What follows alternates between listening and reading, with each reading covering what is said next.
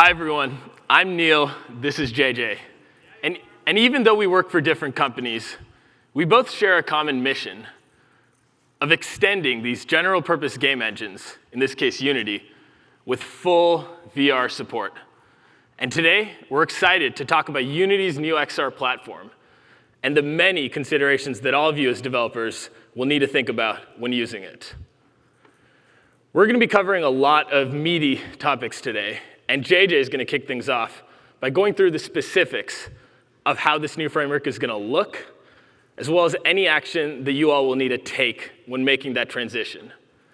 Then I'm going to cover some of the reasons why this new platform will be a big win for developers, for Oculus, and for Unity.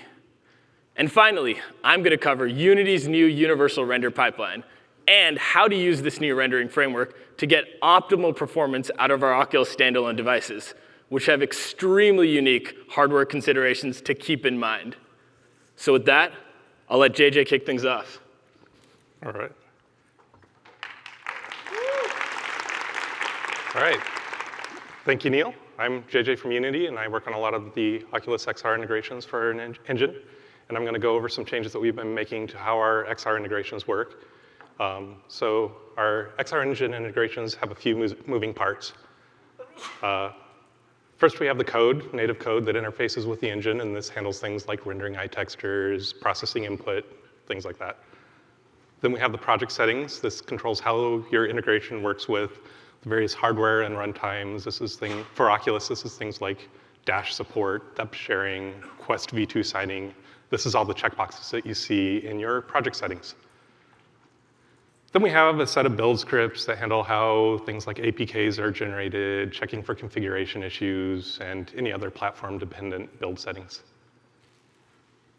And then you have the Oculus-provided libraries, and these are the bridge between Unity and the various VR runtimes. So for the first half of this talk, I'm going to cover how we currently integrate these four components into the engine and how we're changing all of this to be more flexible for both us as Unity engine developers and for you as developers using Unity as more and more of our XR moves out into packages and subsystems. So until recently, the Unity XR platform integrations were all compiled directly into the engine. Some components lived outside of the engine, but rendering and display by textures was all compiled in, so was input handling. And this was really convenient for interacting with other areas of the engine because everything was right there. Our code was part of the engine. We could just talk to everything as we needed to. This was also nice for users because as soon as you downloaded a Unity editor, everything was right there. All the libraries were there, all the scripts were there. You installed the engine and the editor, and there you were. This was also better than what we had back in the Wild West of the early days of VR, where everyone was just doing everything in scripts. You had your render textures. There was no engine optimizations like single pass rendering, shadow pass optimizations, and things like that. But there are a few problems with this approach. Adding support for new platforms and new features is at the mercy of the Unity release cycle. Everything, we have to change engine code to add support for Quest controllers, things like that. So it's not very flexible. So we went looking for a solution to these issues, and we decided to go with a flexible XR plugin architecture. Move things out of the engine. This is based around the idea of subsystem interfaces with our XR plugins living outside of the Unity engine in bundles that we call packages. And I'll be getting back to these subsystems and packages as I go through the evolution of the engine and how we're doing all this from the 2017 releases through to what we're doing now. So in Unity 2017.4 and earlier, like I said, Oculus support was just part of the default in Unity install. You downloaded the editor installers. There you were. Native code was compiled into the engine. Build scripts and Oculus libraries were all bundled. Settings were hard-coded into the editor builds. So like I said, this just made things a little difficult to update. We had to go through the whole Unity release cycle, and we just wanted to add something as simple as a checkbox. And especially for older builds, or like Unity long-term support releases, like 2017 for LTS, 2018 for LTS, we had to be really careful about not introducing new bugs, disturbing stable APIs, things like that. And then there's also other things that kind of live outside the engine, like a lot of you will have downloaded and installed like the Oculus integration asset from the asset store. This has things like utility assets and scripts, and usually it also has updated versions of the libraries, the more recent versions than what we might have with the editor installer. So that'll live there even in new versions. There's still this Oculus integration asset or VRTK or MRTK or whatever frameworks you might be using. So starting in the middle of the 2018 release cycle, we started moving parts of the Oculus integration into packages. And some of you might be asking, what are packages? I've been talking about them a few times, so let's go over packages real quick. Packages, so in Unity 2018, we started moving parts of the engine out into something that we call packages. They're like version zip files or compressed tarballs, if you want to get really specific. They're versioned archive files. They contain a lot of things that a traditional asset package contains, like scripts, assets, native libraries. Some of the examples of things that we've been moving out into packages include things like TextMesh Pro, our 2D sprite support, a lot of our UI, and our scriptable render pipelines. And all of this is handled by something that we call the package manager. Some of you might have seen this, some of you might not. And behind the scenes, this is very similar to NPM if any of you are web developers. So one nice thing about packages is that they can be updated independently of the core Unity engine. And you as a user have some support over when you want to update packages through that package manager UI. New Unity versions might bring in new versions of the packages as well. So here's the package manager UI. And you can see, here's the Oculus XR plugin. It's version 1.0.0. There's a lot of things you can do through this window. You can check out the release notes, see how things have changed over time. There's a link to the documentation. A lot of these packages also include samples that aren't installed by default into your project, but there's a little install button that you can install the sample just right from the package manager, so that's really handy. And one huge advantage of packages is it lets you work with the Unity footprint size you want. Like, if there's a lot of stuff that you don't really need in your project, you can just remove the packages. If you're not using 2D sprites, just remove them. And then you have a much smaller footprint, and that's good for you. So you only need to install the tools that you need, remove tools you don't need. The package manager handles all the package dependencies, so if your package is dependent on another package, it handles installing all of those for you. Let's see. And if you're not familiar with the package manager UI, now's probably a good time because a lot of the Unity engine is starting to move over to packages, so you're going to start juggling that a lot more as things go forward. So for the Oculus integration, we started simple. We moved just a few simple things that made sense into packages. We started by moving the Oculus libraries and build scripts over into a package. So things like player settings and core integration code still required engine version updates if we wanted to add things like Oculus Quest touch controller support. We had to bump a Unity editor version for that. But if we just want new, modify the build scripts or get new versions of the Oculus libraries, we can just update the package independently. So that's still handy. It's better than what we had before, but still a lot of stuff is living in the engine. But in 2019, too, we previewed a new subsystem-based plugin approach. And this is for a lot of our XR integrations. It's an entirely new system. It's all the platform-specific XR code has moved into packages. There's no platform-specific code living in the engine anymore, or very little, if any. And these packages interface, the plugins interface through the engine through our XR subsystem interfaces. This is all kind of internal stuff, but it's still good to know kind of what's going on behind the scenes, I think. And it's good to note that this Oculus XR plugin sits side by side with the old system. In 2019.3, both are there. You choose which one you want to use. And yeah, but they're totally independent things. So the single biggest thing we've done is we split a bunch of formerly hard-coded implementation details into these subsystems. And these cover the spectrum of interfaces we need to handle things like display. So we have a display subsystem, and this is used for managing and rendering eye textures, handling display timing, setting up culling, rendering occlusion meshes, and a few other rendering-related tasks. Then we have the input subsystem. This handles input in a flexible, cross-platform manner. It routes input from multiple platforms into both our legacy input system, as well as the new Unity input system, as well as some XR-specific APIs where needed. And then we have a bunch of other XR subsystems for things like environment meshing, plane finding, and various other XR features that I'm not going to cover today. Subsystems can be implemented in both managed code as well as native code. So in the end, what something like the Oculus XR plugin does is it aggregates a selection of these subsystem implementations into these fancy packages that we've been talking about.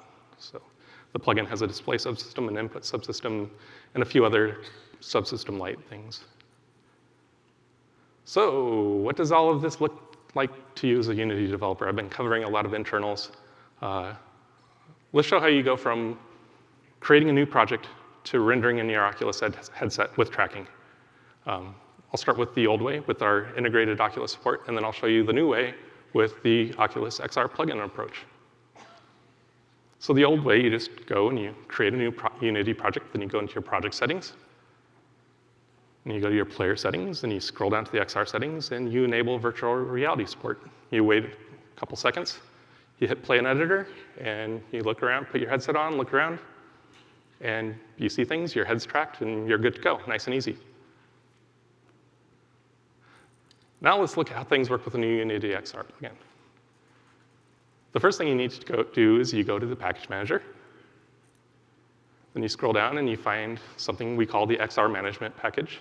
And what this is a collection of scripts that it installs some new player settings where you manage something we call XR loaders. I'll go into that in a little bit.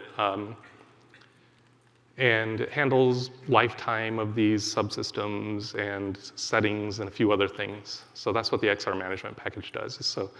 So you add that. You just install this package. And then you go over to your project settings. And you'll see on the left there, there's an XR plugin management section. You click on that. And then you go and add one of these loaders I talked about. So there's your Oculus loader. And what that just did is downloaded our Oculus XR plugin package. Behind the scenes, installed that package. And now you'll see an Oculus settings thing under the XR plugin management. First you have to also activate it. So you actually add the loader here. Then you can go to your settings. And you don't have to create a settings thing, but what this does is it creates an actual settings asset in your projects. This is where you can set all those settings that previously existed under the XR settings section. So you create that. And now you should be good to go, right? You hit play in editor, and you'll be rendering in your headset and tracking. Yeah, not quite yet. So what we did in the past was we had something called the track pose driver. And we did something behind the scenes for you. On your main camera, we actually added this track pose driver component behind the scenes for you. You didn't know about it. If you looked in the inspector, it wasn't there, but it was there. There are reasons we did this, and there are reasons we don't do that anymore. They're good reasons, but it'll get you. So with the new system, you either need to add this track pose driver manually or use one of your other frameworks to add a camera tracking rig, or you can just use one of our utilities. We added another package. There's a little button to install it, and there's some XR tracking settings added. So you click that, and there's a button to say, go ahead and add a track pose driver to my main camera. Again, you can use other ways to do this, but there's your track pose driver. Now you hit play in editor, and you're good to go. Another thing we've recently added is a Unity XR interaction framework. This is a package, and it handles things like cross-platform interaction with XR controller input, object interactions, including hover, grab, and so on. We also have teleportation components, the ability to interact with the Unity Canvas UI, which is nice. We also have a couple VR camera rigs, haptic feedback. Let's see. Going forward, we are also going to have cross-platform hand tracking and gesture support and a bunch of other XR features that I won't cover today. And then you also have, so we have the concept of interactors and interactables. So interactors are like your hands and raycasters, and interactables are objects. Another interactor is a socketable thing where you can socket interactables to a fixed point in the world. You can use all this to create bubble shooting llamas, which is awesome. So the key point of this is that it's cross-platform. That's one of our big goals.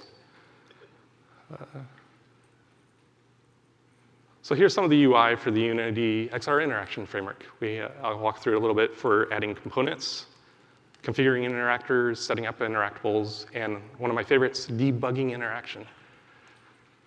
So when you install the package, the first thing it does is adds a couple menu items. So you can it adds these XR components for adding interaction components. And we also have a menu for adding fully configured game objects. This allows users to easily add interaction to a scene by just adding a series of components to game objects. So the cool thing about this is it allows designers or artists to quickly prototype XR experiences without writing any code. All the components are designed to be cross-platform, so we really want to make it easy to port experiences between different XR platforms with this. So here's interactors. There's a few things you can do here. A lot of this is changing. Again, lives in packages. We can update things. This is not even quite out yet, but it'll be in a preview package. So it's being rapidly developed. Of course, once it's stable, we'll try and be a little nicer to you. So interactor components allow things like haptics and sounds when you're selecting or hovering over interactables. You can set up your XR controllers and handle how animations and transitions work.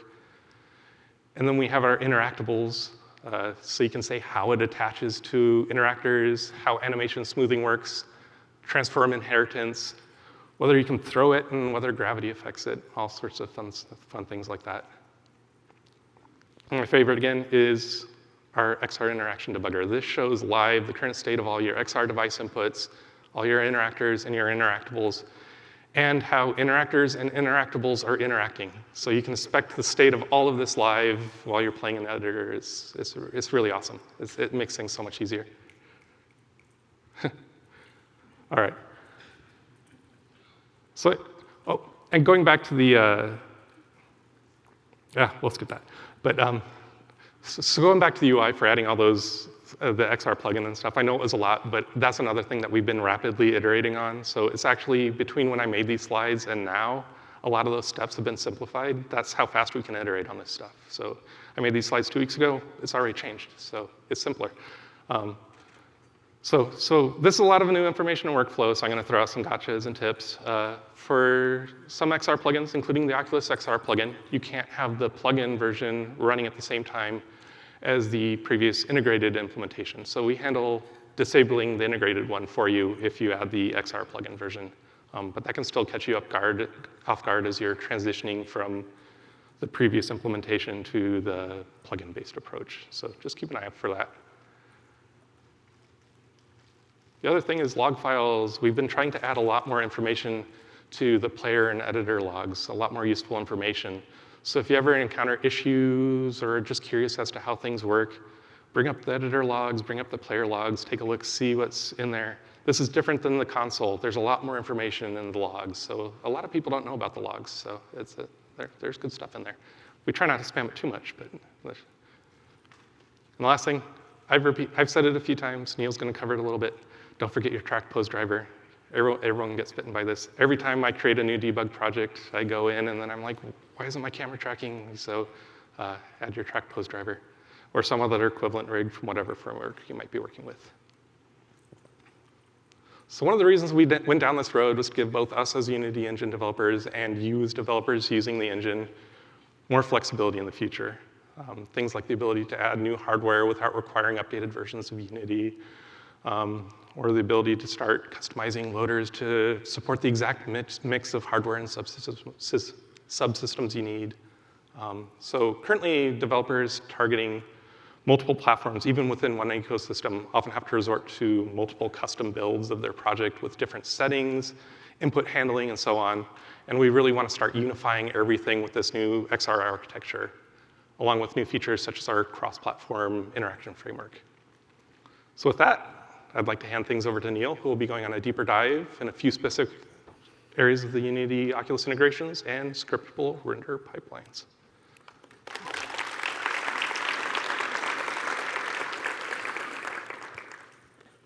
Thanks for the overview, JJ. So now that JJ has given you all a comprehensive description of what Unity's new XR platform is and how to effectively use it, I'm going to dive into Oculus's considerations behind this a little bit.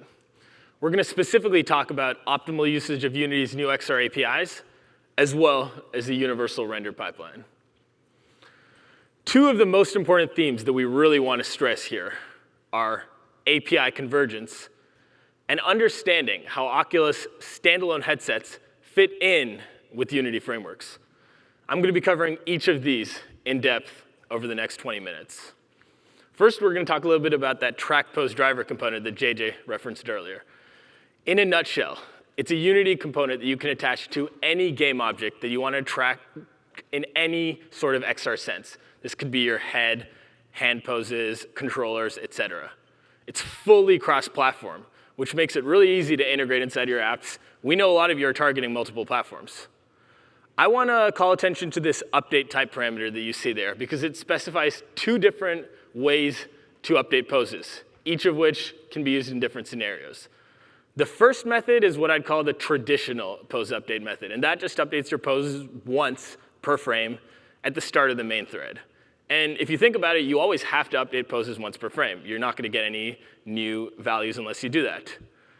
The second approach, though, is to slide in right before you render and actually update poses again for a slightly lower latency rendered pose. And that means that for all of your draw calls, your view matrix if you're re-updating your head pose, your model matrices if you're re-updating your controller poses, these are going to be slightly less latent, on the order of about 10 milliseconds, because that's roughly when the before rendering callbacks will be able to kick off. So I just mentioned that in the two options, you could modify poses right before rendering, which is going to yield a slightly lower rendered latency. And a lot of you are probably thinking, why is that even an option? Isn't minimizing latency of any kind always a good thing, right? And the answer is a little bit nuanced. And I think that Beat Saber here could serve as a great illustration as to why. When you use the before render update, the later one, you are getting that less latent pose for rendering for those draw calls, which is a big win if minimizing render latency is your only consideration. But while you are getting that freshest possible pose for rendering, this now means that you've introduced a delta between the pose that you're using for rendering and the pose that you roughly 10 milliseconds ago used for game logic and physics. And remember that all of your score calculations have to happen at game logic time on your main thread. So imagine a score-based game with rapid motion, just like Beat Saber. If your motion is fast enough, you could introduce a little bit of a disconnect, whereby the pose that you're using for game logic and physics is ever so slightly different than the one when you resample right before rendering, because there is a little bit of a delta there.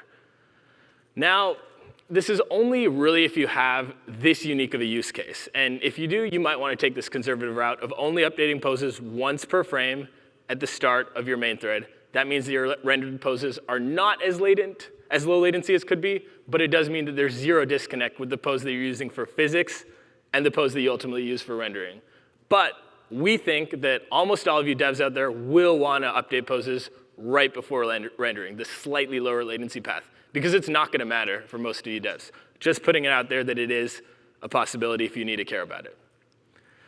The good news for most of you is that a lot of you are already on the Oculus integration. Specifically, almost all Quest devs are using it. So we handle the entirety of pose updating in the Oculus integration.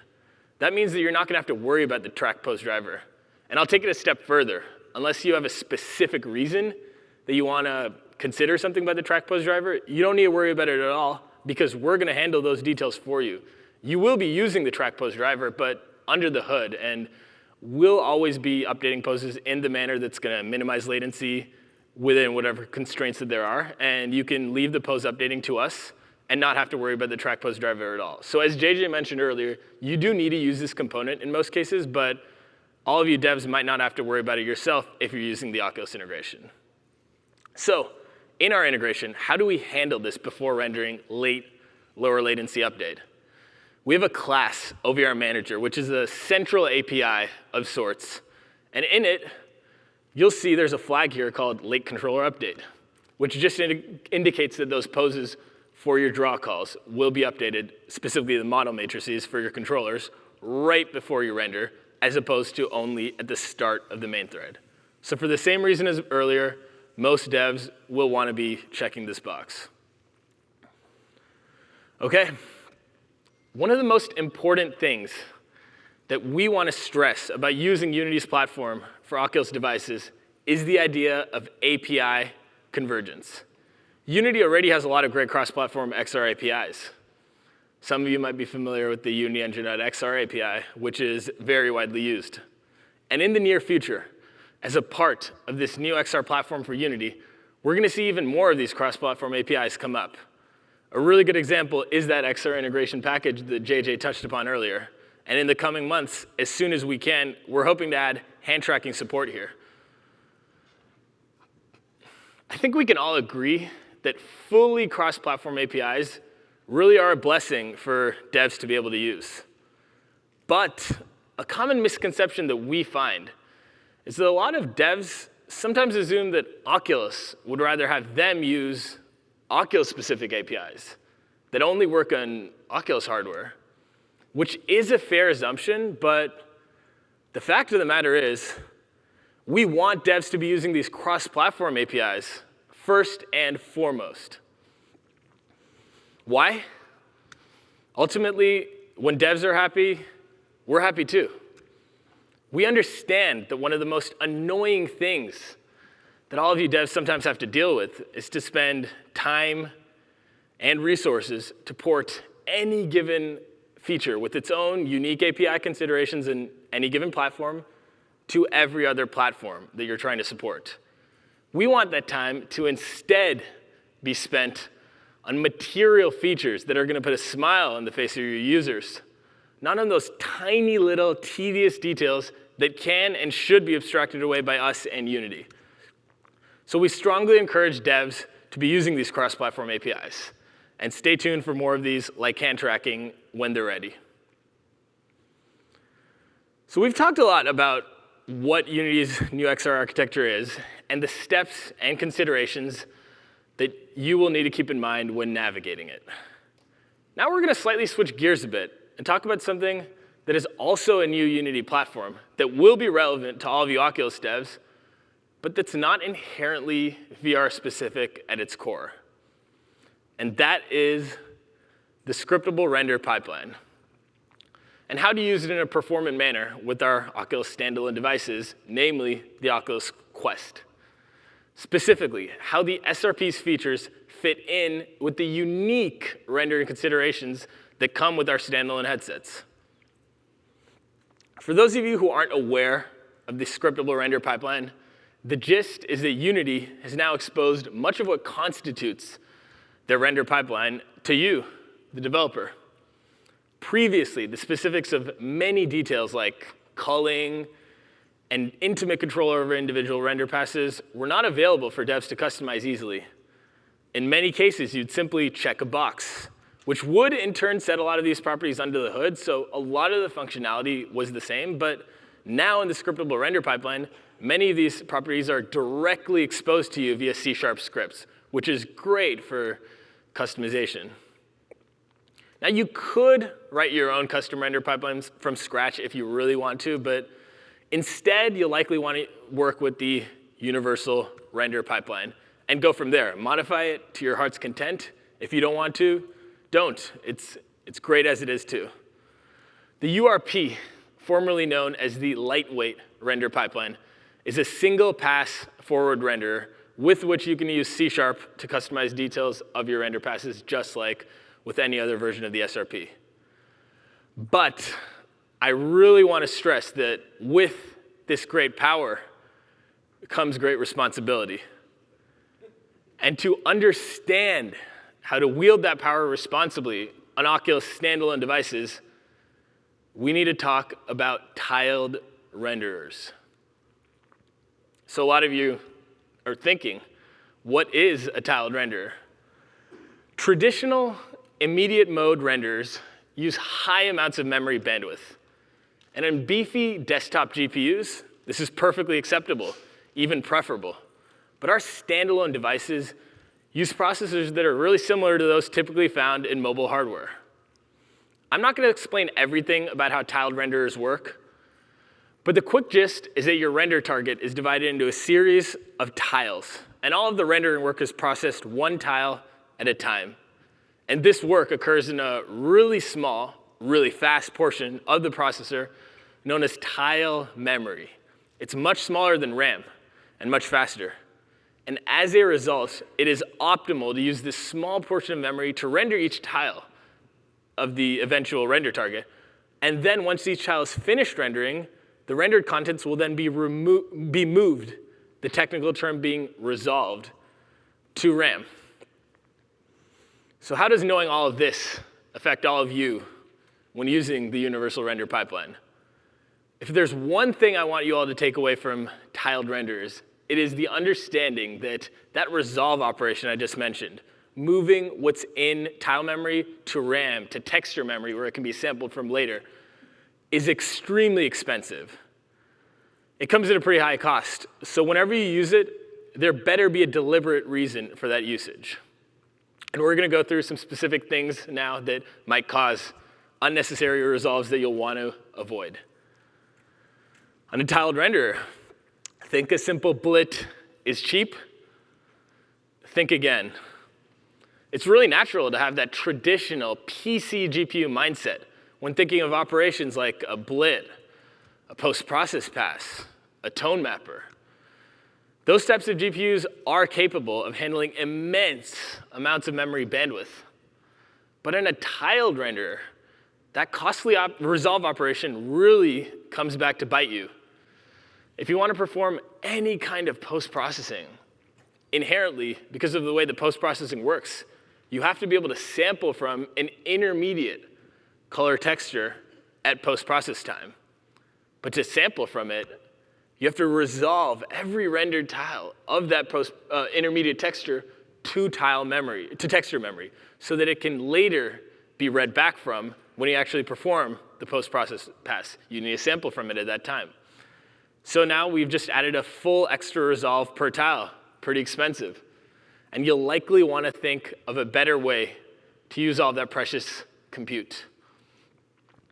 Now that you're slightly familiar with the concept of a tiled renderer and why it can lead to those costly resolve operations, we're going to discuss some similar common performance pitfalls that you could hit with the universal render pipeline and our standalone devices if you're not aware of certain features. For the next few slides, I'm going to be showing a capture from the very helpful frame debugger RenderDoc. I'm using it only as an illustration tool here, but I'd also recommend that any of you Quest devs in the audience use it. It's invaluable for debugging performance. This specific app, which I've taken a RenderDoc capture of, is the stock universal render pipeline template with 0 modifications of any kind run on the Oculus Quest. And that's why I think it's a great opportunity to highlight some key perf-related concepts, because a lot of you may be using this template, may already have used it. Here at the start, we have the base render camera pass. And as you can see at the bottom, our output is our runtime allocated swap chain texture, which is what you always need to end up in. That's how VR rendering works at its core. We allocate a texture for you in our runtime, you render into it. But as we're soon going to find out, the means by which we end up in that texture are a lot less performant than we'd like. The first culprit here is this render main shadow map pass. For those of you that are unfamiliar with the concept of a shadow map, they enable dynamic shadows, updated per frame. But at what cost? First off, rendering the shadow map itself isn't exactly free. But an even bigger issue, maybe, is that this shadow map then needs to be used in a later part of the render pipeline. So for the same reason as before, we have to pay the cost of both rendering it and then resolving each tile of it. Worst of all, as you can see here, that shadow map is 2048 by 2048, pretty big, which is going to make for an extremely costly resolve. Now we have a pass to render additional shadows. Same idea. Output is a temp buffer 3, 1024 by 1024. A little better, but still pretty expensive. Add on a depth prepass, and finally, we need to resolve these shadows into screen space. That leaves us with a total of 4 render and resolve passes just for this shadow map, all of which would be cheaper and maybe even worth it in a PC GPU, but which come at an astronomical cost on a tiled renderer. The solution? Just bake your shadows as a part of your light map. Rendering shadows per frame will likely not be worth it on a tiled render on the Oculus Quest. And given that this default URP template does render shadows dynamically per frame, this might be something a lot of you should keep in mind. Now that those costly resolves from rendering shadows are out of the way, we have another very crucial offender here, the final blit pass. I mentioned earlier that in this example, we're doing intermediate texture rendering, meaning we're rendering all of our rendering to that intermediate color texture and then blitting it to our final runtime allocated swap chain texture that we need to end up in. That blit alone and everything that it comes with will cost over a millisecond at the iTexture resolutions that we use, which could be almost 10% of your entire frame's GPU budget. Why? It's that costly resolve again.